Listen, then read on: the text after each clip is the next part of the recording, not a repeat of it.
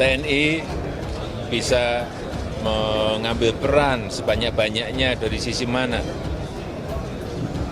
TNI akan masuk, menyesuaikan dan mengantisipasi apa yang harus disiapkan, apa yang harus direncanakan, apa yang harus dikerjakan.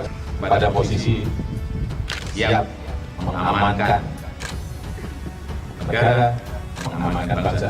Sebagai Panglima TNI sekaligus mewakili seluruh prajurit TNI di seluruh tanah air, sekali lagi bahwa sampai kapanpun TNI akan setia. Bagi kami, kesetiaan kepada Negara Kesatuan Republik Indonesia yang selalu menempatkan kepentingan rakyat di atas kepentingan manapun. Jangan ragukan TNI. Malaysia mungkin perlu ditantang perang. Ketua Dewan Direktur Sabang Merauke Circle Syaganda Nainggolan berharap Presiden segera bersikap tegas dan menantang Malaysia lewat peperangan agar negara tersebut tidak lagi semena-mena mempermainkan kedaulatan hukum negara Indonesia. Ketua PNS ini ditangkap saat tengah mengamankan 7 nelayan liar asal Malaysia yang kedapatan mencari ikan di perairan tersebut. Sebelumnya, polisi Malaysia sempat melepaskan tambatan 2 kali dalam perairan sah milik Indonesia. Menurut Syahganda, selama ini kehormatan negara ataupun bangsa Indonesia sering diganggu sekaligus dilecehkan secara tidak terhormat oleh Malaysia.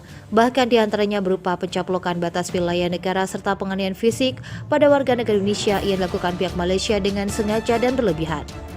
Ia juga menganggap aneh mengapa presiden dari bangsa yang besar tidak berani menghadapi Malaysia untuk menentang peperangan.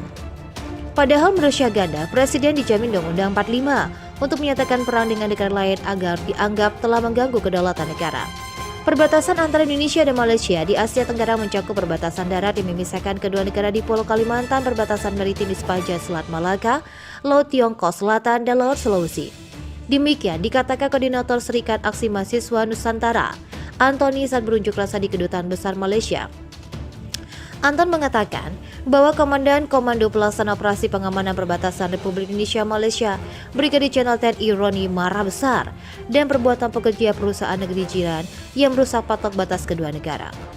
Menurut Komando Resor Militer Korem 121, Ala Banawan Menawai, walaupun pekerja perusahaan sawit Malaysia mengaku tak sengaja merusak patok batas negara dengan alat berat. Anton menjelaskan bahwa kejadian perusakan patok itu berdasarkan temuan dari lapor cepat dari Babinsa Desa Sungai Tekam. Laporan terkait adanya alat berat perusahaan sawit Malaysia yang membuat parit dan telah merusak patok batas negara nomor G531 di wilayah Kabupaten Sanggau. Perusakan patok batas negara tersebut diduga dilakukan oknum karyawan perusahaan kepala sawit Malaysia pada Selasa sekitar pukul 11 waktu Indonesia Barat. Menyikapi hal tersebut, kami sangat terganggu dalam Serikat Aksi Mahasiswa Nusantara.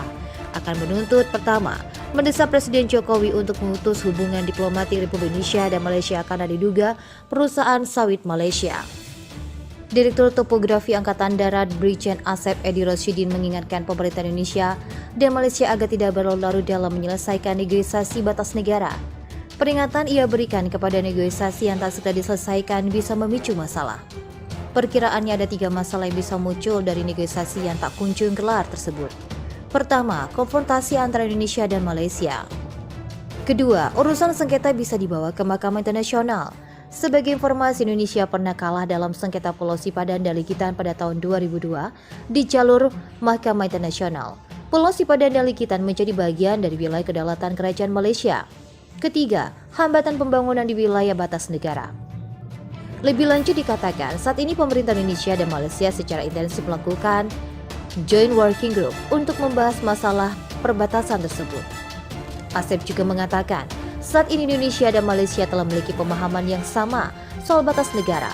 Pemahaman mengacu pada peta perbatasan yang telah disepakati sejak zaman penjajahan Belanda Inggris, Konvensi tahun 1891, Perjanjian 1915, dan Perjanjian 1928. Sekarang dianalisis dan kita akhirnya logikanya sama dan akhirnya sepakat. Dulu belum ada kesepakatan karena belum 100% dengan kesepakatan Inggris dan Belanda.